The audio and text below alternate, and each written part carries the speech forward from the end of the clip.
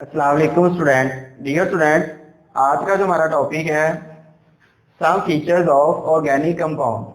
अब जैसे कि लास्ट लेक्चर के अंदर हमने पढ़ा था ऑर्गेनिक कंपाउंड का इंट्रोडक्शन, जिसके अंदर हमने ओल्ड कंसेप्ट को डिस्कस किया और उसके बाद हमने मॉडर्न कंसेप्ट देखा, जिसके अंदर modern definition of organic compound and modern definition of organic chemistry हमने पढ़ा था। ठीक हो गया। आज हम पढ़ेंगे some features of organic compound, जिसके अंदर हम कुछ ऐसी खसूसियात ऑर्गेनिक कंपाउंड की पढ़ेंगे जो कि इनको इनऑर्गेनिक कंपाउंड से सेपरेट करती हैं। ठीक हो गया। अब ऐसी कौन सी फीचर है जो कि ऑर्गेनिक कंपाउंड को इनऑर्गेनिक कंपाउंड से सेपरेट करते हैं, उसके अंदर हमारे पास यहाँ पे 7 पॉइंट है जिनको आज हमने डिस्कस करना है। जिसमें नंबर 1 पे है पेक्यूलियर नेचर ऑफ कार्बन, उसके बाद non ionic character of organic compound, then आ जाएगा हमारे पास सिमिलरिटी इन बिहेवियर, नंबर 4 पे है कॉम्प्लेक्सिटी ऑफ ऑर्गेनिक कंपाउंड, उसके बाद आइसोमेरिज्म है, then rate of organic reaction और एंड में हम पढ़ेंगे सोलबिलिटी को। ठीक हो गया। तो शुरू करते हैं जी। सबसे पहला पॉइंट जो कि है peculiar nature of carbon.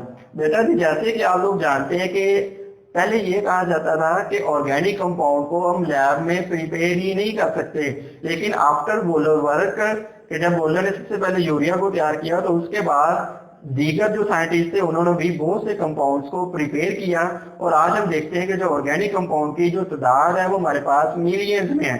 Mean अब ऑर्गेनिक कंपाउंड की इतनी ज्यादा तादाद है, इसकी क्या रीजन है? तो इसकी सबसे पहली जो हम इसमें रीजन डिस्कस करेंगे वो है पेक्यूलियर नेचर ऑफ कार्बन, क्योंकि जितने भी ऑर्गेनिक कंपाउंड है कार्बन इनका क्या है, एसेंशियल कंपोनेंट है। ठीक हो गया। तो अब कार्बन की पेक्यूलियर नेचर के अंदर अब ऐसी कौन सी चीजें हैं जो कि कार्बन को बाकी एलिमेंट से क्या करते हैं, डिफरेंट बना देते हैं। तो उसके अंदर सबसे पहला जो पॉइंट रहेगा वो है टेट्रावैलेंट, कि जो कार्बन होती है हमारे पास क्या होती है, टेट्रावैलेंट। अब टेट्रावैलेंट का मतलब क्या है कि कार्बन की जो वैलेंसी है, ये मीन हम कहते हैं कि carbon has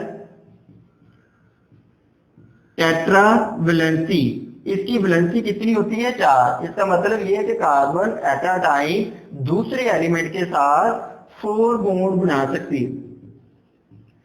it form 4 bonds with other element. ठीक हो गया कि कार्बन एट अ टाइम क्या कर सकती है, 4 बॉन्ड्स को बना सकती है, पहली चीज। उसके बाद अब देखिए कि ऑर्गेनिक कंपाउंड का इतनी ज्यादा तादाद में बढ़ जाना, अब इसके पीछे और भी रीजन है कि जो कार्बन होती है ये कैटेनेशन का कैटेनेशन की प्रॉपर्टी शो करती है। अब कैटेनेशन किसको हम बोलते हैं? कैटेनेशन का मतलब ये होता है, catenation is a self linking property.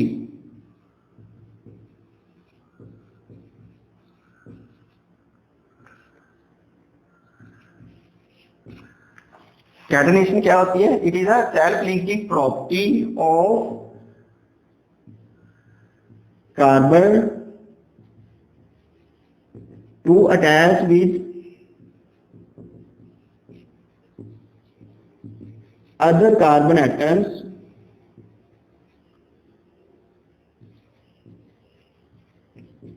to form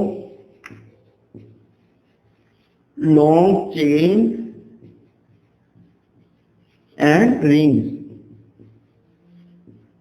mean catalyst में बोलते हैं कि ये कार्बन की सेल्फ लिंकिंग प्रॉपर्टी होती है, जिसके जरिए एक कार्बन एटम दूसरे कार्बन एटम के साथ मिलकर या तो लंबी चेन्स बनाते हैं या फिर क्या करेंगे, रिंग्स बनाएंगे। फॉर एग्जांपल अब देखिए हमारे पास एक कार्बन दूसरे कार्बन से मिलेगा तो हमारे पास क्या बनेगी, चेन्स बनेगी। अब ये चेन स्ट्रेट चेन हो सकती है, ये चेन हमारे पास ब्रांच चेन हो सकती है। इसके अलावा जो कार्बन होता है, एक कार्बन दूसरे कार्बन के साथ मिलके रिंग वाले कंपाउंड भी बनाते हैं। तो अब देखते हैं कि एक कार्बन का दूसरे कार्बन के साथ मिलना, ये जो प्रॉपर्टी है एक कार्बन की दूसरे कार्बन के साथ मिलने की, ये जो प्रॉपर्टी है this is called self linking property. इसको हम क्या बोलते हैं, सेल्फ लिंकिंग प्रॉपर्टी।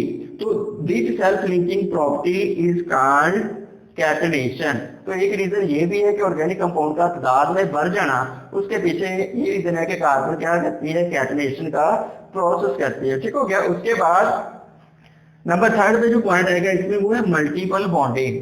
अब कार्बन की ये भी प्रॉपर्टी है कि कार्बन क्या करते हैं, मल्टीपल बॉन्ड बनाते हैं। फॉर एग्जाम्पल एक कार्बन एटम दूसरे कार्बन एटम के साथ सिंगल बॉन्ड तो बनाता ही है, इसके अलावा कार्बन कार्बन डबल बॉन्ड भी बना सकता है, इसके बाद कार्बन कार्बन के साथ ट्रिपल बॉन्ड भी बना सकता है। ये तो होगी इसकी मतलब सेल्फ लिंकिंग प्रॉपर्टी। इसके अलावा जो कार्बन एटम होता है ना, ये ऑक्सीजन के साथ भी डबल बॉन्ड बना सकता है। ये मेरे पास नाइट्रोजन के साथ अगर जुड़ेगा तो उसके साथ ये ट्रिपल बॉन्ड के जरिए जुड़ता है। ठीक हो गया।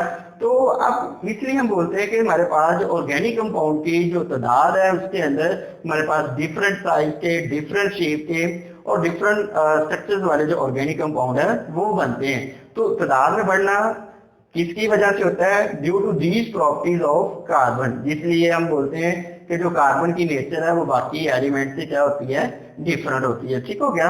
उसके बाद हम अब बात करेंगे property number 2, that is non ionic character of organic compound. ठीक हो गया।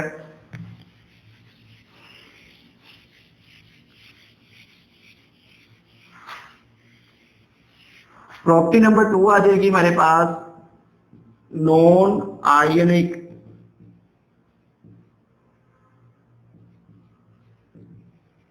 Character of organic compound. अब देखिए नॉन आयनिक का मतलब है, बात समझ में ये आ रही है कि इनके अंदर आयनिक बॉन्ड नहीं पाया जाएगा। क्यों नहीं पाया जाता, इस चीज को हम डिस्कस करेंगे। अब देखिए हम कहते हैं कि जितने भी organic compound, all the organic compounds are covalent in nature।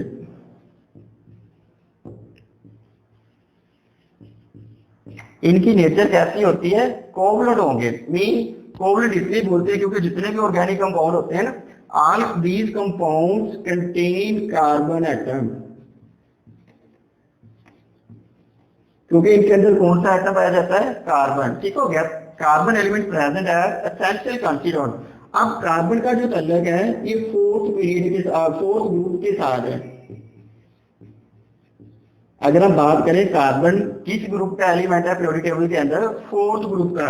और फोर्थ ग्रुप के अंदर जितने भी एलिमेंट्स हैं they will make bond,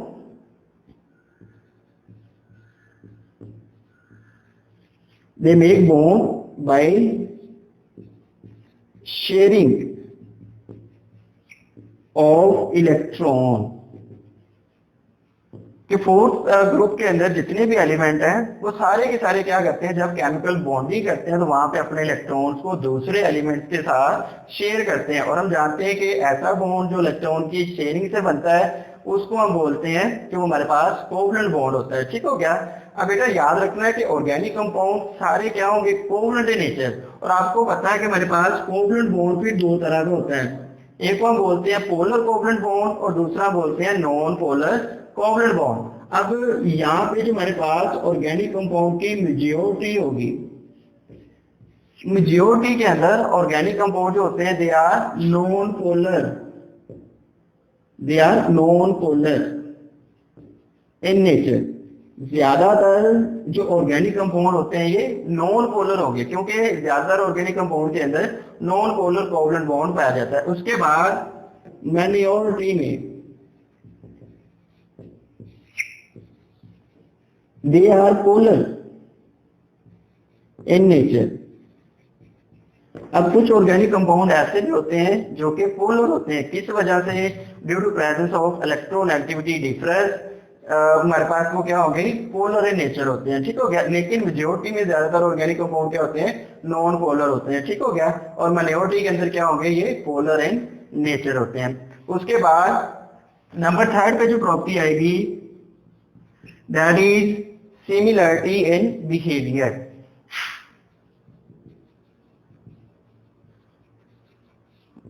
similarity in behaviour.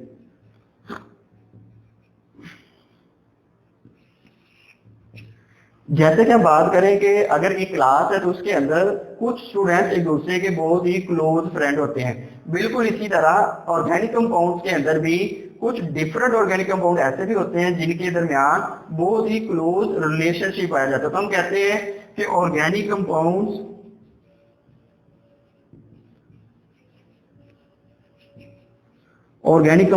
have close relationship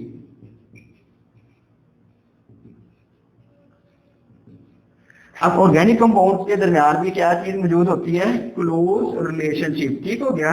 अब इस क्लोज रिलेशनशिप की रीजन क्या है, इसकी रीजन ये है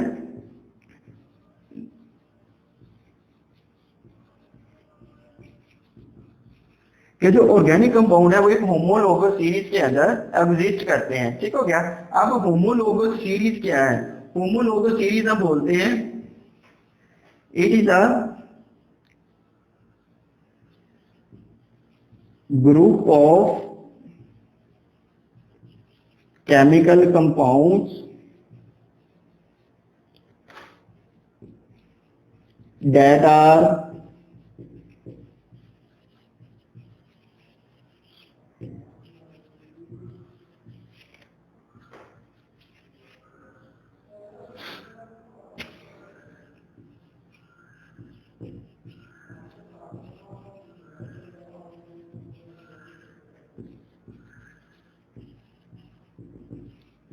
ठीक हो गया। होमोलोगस सीरीज से बराबर it is a group of chemical compounds that are structurally alike and they have same chemical properties. तो होमोलोगस सीरीज से बराबर की हमारे पास कंपाउंड्स का ग्रुप होता है जिसके अंदर स्ट्रक्चर के लिहाज से एक जैसे होते हैं लेकिन उनकी जो केमिकल प्रॉपर्टीज होती है वो सेम होती है। ठीक हो गया। अब यहाँ पे देखेंगे हमारे पास अगर एग्जाम्पल में लें तो एग्जाम्पल आ जाएगी, जैसे आप लोग फर्स्ट ईयर में भी पढ़ गए हैं अल्केन, उसके बाद अल्कीन और देन क्या आ जाएगा अल्काइन। अब हमें पता है कि अल्केन्स के अंदर जितने भी ऑर्गेनिक कंपाउंड, बेशक हमारे पास उनकी जो हमें जो फॉर्मूला आ रहा होता है वो क्या होता है, डिफरेंट होता है। जैसे कि आप देखिए CH4 C2H6। ठीक हो गया। अब यहाँ पे देखिए ये मीथेन है और ये क्या होता है इथेन। अब इनकी जो केमिकल प्रॉपर्टीज है वो सेम होती है। उसकी रीजन ये है कि अब देखिए because they will a part of homologous series. अब अल्केन्स के अंदर हमें पता है कि तमाम कंपाउंड में क्या होगा, सिंगल बॉन्ड होगा। इसी तरह अगर हम अल्कीन की होमोलोगस सीरीज की बात करें तो इसके अंदर जितने भी मेंबर आएंगे they will have double bond, जैसे CH3 CH double bond CH2। अब यहाँ पे देखिए होमोलोगस सीरीज के अंदर जिनकी प्रॉपर्टी सेम होगी वो होगी कि all these compound have at least one double bond, कि अल्कीन्स के जितने भी कंपाउंड होंगे इन सब के अंदर एटलीस्ट एक डबल बॉन्ड लाजमी मौजूद होता है। इसी तरह अल्काइन की बात करें तो इनके कंपाउंड में एटलीस्ट हमारे पास क्या होता है, ट्रिपल बॉन्ड मौजूद होता है। तो बिल्कुल अब देखिए इसके अंदर कई हमारे पास आ जाएंगे, जैसे मीथेन है, इथेन है, फिर प्रोपेन आ जाएगा, ब्यूटेन, पेंटेन, हेक्सेन और उसके बाद हेप्टेन, ऑक्टेन एंड नोनेन और एंड पे डीटेन वगैरह। ठीक हो गया। तो अब ऑर्गेनिक कंपाउंड की के दरमियान जो रिलेशनशिप का पाया जाना वो ये भी शो करता है कि इनका जो बिहेवियर होता है वो सिमिलर होता है। क्यों? क्योंकि ये होमोलोगस सीरीज बनाते हैं और एक होमोलोगस सीरीज के अंदर जितने कंपाउंड आएंगे सबकी प्रॉपर्टी जो केमिकल होगी वो सेम होती है। तो इस तरह अब होमोलोगस सीरीज का फायदा ये है कि हमें लाखों के अंदर कंपाउंड्स को स्टडी करने की जरूरत नहीं होती, बल्कि हम क्या करते हैं कि जो मिलियंस में ऑर्गेनिक कंपाउंड है उनको मतलब ग्रुप वाइज क्लासीफाई कर लेते हैं into a few homologous series. ठीक हो गया। उसके बाद नंबर 4 पे आ जाएगा हमारे पास कॉम्प्लेक्सिटी ऑफ ऑर्गेनिक कंपाउंड। अब जो ऑर्गेनिक कंपाउंड होते हैं they are complex in nature. Property number 4 complexity. हम बोलते हैं कि जो ऑर्गेनिक कंपाउंड एक तो लार्ज होते हैं, बड़े बड़े होते हैं, plus they are structurally complex. Structure wise इनको देखेंगे तो ये क्या होते हैं, कॉम्प्लेक्स होते हैं। For example starch. अब देखिए स्टार्च का जो जर्नल फॉर्मूला होता है ना वो है हमारे पास C6H10O5, यहाँ पे आ जाएगा हमारे पास N। ठीक हो गया। अब स्टार्च के केस में जो N की वैल्यू है, N की वैल्यू 100 से शुरू होती है, 100 to 1000। देखिए सैकड़ों से शुरू होकर ये हजारों में जाती है। तो आप खुद अंदाजा करें कि जब यहाँ पे n की वैल्यू थाउजेंड में होगी तो ये कंपाउंड कितना बड़ा होगा। तो जैसे जैसे कंपाउंड का साइज बड़ा होता जाता है वो उसकी जो नेचर है वो कॉम्प्लेक्स होती जाएगी, उसकी स्ट्रक्चर मोर कॉम्प्लेक्स होती जाएगी। ठीक हो गया। इसी तरह अगर हम एग्जांपल 2 देखें तो उसमें प्रोटीन आ जाएगी। अब प्रोटीन के केस में प्रोटीन जो होते हैं ये स्टार्च से भी ज्यादा कॉम्प्लेक्स होते हैं। क्यों? क्योंकि इनका जो मोलिक्यूलर मैस होता है, मोलिक्यूलर जो इनके मैसेज होते हैं ये हमारे पास 1000 से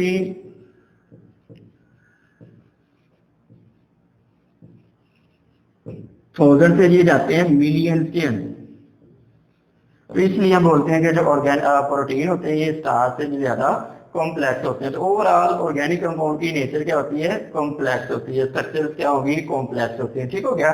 उसके बाद नंबर 5 पे हम पढ़ेंगे अब आइसोमेरिज्म। ऑर्गेनिक कंपाउंड के अंदर और जो आइसोमेरिज्म है ये एक आम फिनोमेना होता है। ठीक हो गया। अब आइसोमेरिज्म किसको बोलते हैं पहले इसको समझ लेते हैं। प्रॉपर्टी नंबर 5 है दैट इज आइसोमेरिज्म। अब देखिए आइसो का मतलब होता है सेम, मैरिज्म का मतलब होता है फॉर्म। इसका मतलब ये हुआ कि इसके अंदर हम बोलेंगे compounds that have same molecular formula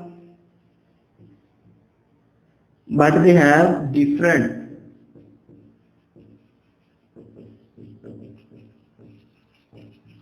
structural formula. अब ऐसे कंपाउंड जिनका मोलिकुलर फॉर्मूला सेम होता है और स्ट्रक्चरल फॉर्मूला क्या होता है? डिफरेंट होता है। These compounds are called isomers. इनको हम किस चीज का नाम देंगे? Isomers. And this whole phenomena is known as isomerism. और ये सारे अमल को हम क्या बोलेंगे? आइसोमेरिज्म। फॉर एग्जाम्पल अब एक छोटी सी एग्जाम्पल ले लेते हैं जो कि आप लोगों ने फर्स्ट ईयर में चैप्टर नंबर 6 के एंड में पढ़ी थी। अगर हमारे पास एक मोलिकुलर फॉर्मूला है C2H6O, C2H6O। ठीक हो गया।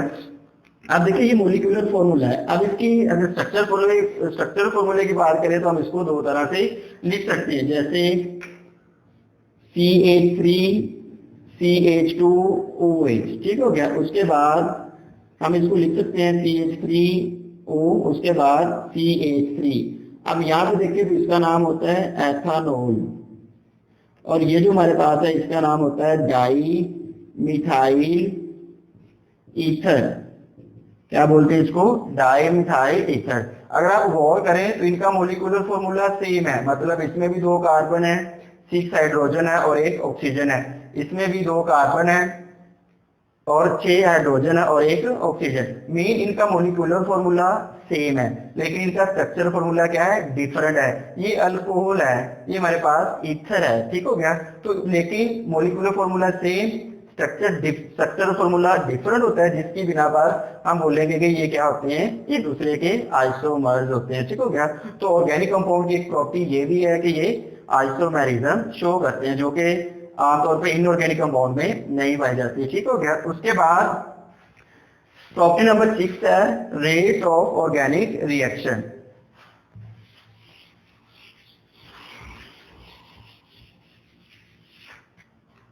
Property number 6 rate of organic reaction. ठीक हो गया। अब रेट का मतलब ये होता है कि किसी भी रिएक्शन की स्पीड, आया कि एक रिएक्शन फास्ट हो रहा है या स्लो हो रहा है, उसको हम बोलते हैं रेट ऑफ रिएक्शन। अब यहाँ पे चूंकि हम ऑर्गेनिक कंपाउंड की बात कर रहे हैं तो हम ऑर्गेनिक रिएक्शन की ही बात करेंगे। ठीक हो गया। अब जैसे कि हम बोलते हैं ऑर्गेनिक रिएक्शन के जो रेट होते हैं ये आमतौर पे हमारे पास स्लो होते हैं। क्या होंगे? स्लो। ठीक हो गया। जब रेट ऑफ रिएक्शन स्लो है, मीन एक रिएक्शन आहिस्ता आहिस्ता प्रोसीड हो रहा है, तो उसकी जो यील्ड होगी, उसकी यील्ड भी क्या होगी? आमतौर पर लो होगी। ठीक हो गया। तो इसका मतलब ये हुआ कि ऑर्गेनिक कंपाउंड का जो रेट होता है ना, ऑर्गेनिक कंपाउंड के रिएक्शन का जो रेट है ये स्लो होता है, जिसकी वजह से जो प्रोडक्ट की अमाउंट बनेगी वो हमारे पास क्या होती है? कम। अब इसकी क्या रीजन है? तो किसी भी रिएक्शन का जो रेट होता है ना, ये डिपेंड करता है नेचर ऑफ मोलिक्यूलर कंपाउंड। किस पे डिपेंड कर रहा होता है? Nature of molecular compound. अब यहाँ पे जो मोलिकुलर कंपाउंड ले रहे हैं वो हमारे पास क्या होते हैं, ऑर्गेनिक कंपाउंड है। और अभी हमने पढ़ा है कि ऑर्गेनिक कंपाउंड्स की नेचर क्या होती है, they are covalent in nature. कि ऑर्गेनिक कंपाउंड की नेचर क्या है, कोवलेंट नेचर। ठीक हो गया। अब यहाँ पे देखिए कि कोवलेंट कंपाउंड के रिएक्शन को हम कोवलेंट रिएक्शंस बोलेंगे और आयनिक कंपाउंड के रिएक्शंस को आयनिक रिएक्शंस बोलते हैं। ठीक हो गया। अगर हम कंपेयर करें between rate of covalent reaction and rate of ionic reaction, तो देन हम देखते हैं कि जो आयनिक रिएक्शंस के रेट होते हैं ये फास्ट होते हैं, जबकि जो कोवलेंट कंपाउंड के रिएक्शन होते हैं ये स्लो होते हैं। तो रीजन क्या है, रीजन ये है बेटा कि आयनिक रिएक्शन के केस में सिर्फ बॉन्ड फॉर्मेशन होनी होती है, क्योंकि जो हमारे पास आयनिक कंपाउंड होते हैं हम ऑलरेडी मतलब कि वो किसी जब दो सॉल्यूशंस को मिक्स करेंगे तो उसके अंदर वो ऑलरेडी आयंस की शक्ल में मौजूद होते हैं। लेकिन कोवलेंट कंपाउंड के जब हम रिएक्शन की बात करते हैं तो यहाँ पे पहले क्या होनी होती है, बॉन्ड ब्रेकिंग होगी और उसके बाद क्या होगी, बॉन्ड फॉर्मेशन होती है। ठीक हो गया। लेकिन in case of ionic reaction यहाँ पे जस्ट क्या होनी होती है, बॉन्ड फॉर्मेशन। तो यहाँ पे आयनिक रिएक्शन के रेट में मेन एक काम हो रहा है कि जस्ट बॉन्ड बन रहे होते हैं, लेकिन कोवलेंट कंपाउंड के रिएक्शन के केस में बॉन्ड टूट भी रहे होते हैं पहले और साथ साथ बॉन्ड बन भी रहे होते हैं। तो जिसकी वजह से जो कोवलेंट कंपाउंड के रिएक्शन का रेट होगा वो स्लो होता है और आयनिक कंपाउंड के रिएक्शन का रेट क्या होता है, फास्ट होता है। ठीक हो गया। तो इसलिए ऑर्गेनिक कंपाउंड क्योंकि कोवलेंट होने की वजह से इनके जो रेट ऑफ रिएक्शन होते हैं वो स्लो होते हैं। ठीक हो गया। उसके बाद लास्ट पॉइंट है solubility.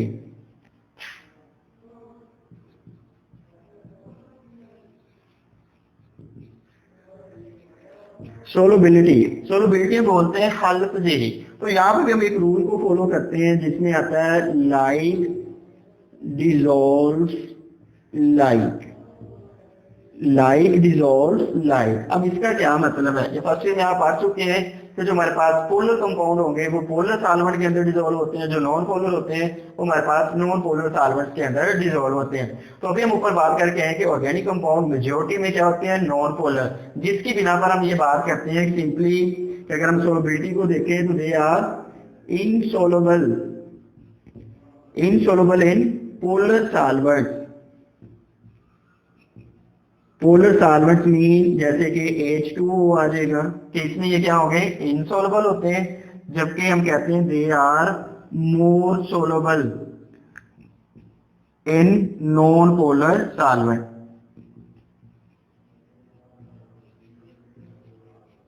Non polar solvent like benzene, ether, CCl4। अब इस तरह के सॉल्यूशन सॉल्वेंट्स के अंदर ये क्या होते हैं, ज्यादा सोलुबल होते हैं, क्योंकि इनकी नेचर भी क्या होती है, दे आर नॉन पोलर। तो ऑर्गेनिक कंपाउंड भी क्या होते हैं, नॉन पोलर, जिसकी बिना पर हम कहते हैं कि ये मोर सोलुबल होते हैं किसमें, non polar solvent, less soluble या insoluble in polar solvent like H2O। अब लेस वर्ड इसलिए भी यूज करते हैं क्योंकि कुछ ऑर्गेनिक कंपाउंड जो कि पोलर नेचर के होते हैं, जैसे एथानॉल है, स्मॉलर कार्बोक्सिलिक एसिड है, ये वाटर में डिसॉल्व हो जाते हैं। किस वजह से, ये हमने फर्स्ट ईयर में भी पढ़ा हुआ है, due to presence of hydrogen bonding. अब लास्ट में बात करेंगे इंपॉर्टेंस ऑफ ऑर्गेनिक केमिस्ट्री। अब इंपॉर्टेंस के अंदर हम ऑर्गेनिक केमिस्ट्री में पहले तो ये बात करते हैं कि ऑर्गेनिक केमिस्ट्री का कोई स्कोप था ही नहीं, लेकिन आज हम देखते हैं कि ऑर्गेनिक केमिस्ट्री का बहुत ज्यादा स्कोप बन चुका है। उसकी रीजन ये है कि हम ऑर्गेनिक कंपाउंड को मीन के हर जगह पे अब यूज कर रहे हैं। जैसे कि अब देखिए जितने भी लिविंग सिस्टम के अंदर जो केमिकल रिएक्शन है, अब लिविंग सिस्टम में हमारी बॉडी भी आ जाएगी, ये ऑर्गेनिक रिएक्शन होते हैं। क्यों? because all the living all the chemical reactions that take place in living system and in our body include the life molecules। अब लाइफ मोलिक्यूल में कौन कौन से आ जाएंगे, जैसे कि प्रोटीन्स है, कार्बोहाइड्रेट्स है, विटामिन है, न्यूक्लिक एसिड वगैरह, they contain thousands of carbon. अब इनके अंदर हजारों की तादाद में कार्बन होते हैं, जिसकी वजह से हम बोलते हैं कि इनकी नेचर क्या होती है, ऑर्गेनिक नेचर होती है। ठीक हो गया। इसके बाद हम कंप्लीट डिपेंडेंट है ऑर्गेनिक कंपाउंड में किसके लिए, for our food, medicine and for clothing. ठीक हो गया। और एट दिन हम कहते हैं कि अगर इंडस्ट्रियल वे के लिहाज से बात की जाए तो आज साइंटिस्ट ऑर्गेनिक केमिस्ट्री को, ऑर्गेनिक कंपाउंड को यूज करते हुए तकरीबन हर एक चीज को बना रहे हैं, जिसके अंदर हमारे पास आ जाएंगे फर्टिलाइजर्स आ जाएंगे, डाइज, पेंट आ जाते हैं, वारशीज आ जाते हैं, ठीक हो गया। इसके बाद जो हमारे पास प्रिजर्वेटिव्स आ जाते हैं, पेस्टिसाइड्स, डाइज वगैरह, ये सारी चीजें हम किसके जरिए बना रहे होते हैं, ऑर्गेनिक कंपाउंड के जरिए बना रहे होते हैं। और इसी तरह एड हम कहते हैं कि कुछ ऐसे भी सिंथेटिक ऑर्गेनिक कंपाउंड बनाए गए जिनकी वजह से किसी अगर कोई नेचुरली अकरिंग ऑर्गेनिक कंपाउंड है तो हम उसकी शॉर्टेज को पूरा कर सकते हैं, ठीक हो गया। तो डियर स्टूडेंट, ये था हमारा आज का टॉपिक जिसके अंदर हमने कुछ फीचर्स पढ़ी कि जो ऑर्गेनिक कंपाउंड को इनऑर्गेनिक कंपाउंड से सेपरेट करती है, ठीक हो गया। इंशाल्लाह in next lecture we will discuss about sources of organic compound. Okay, see you.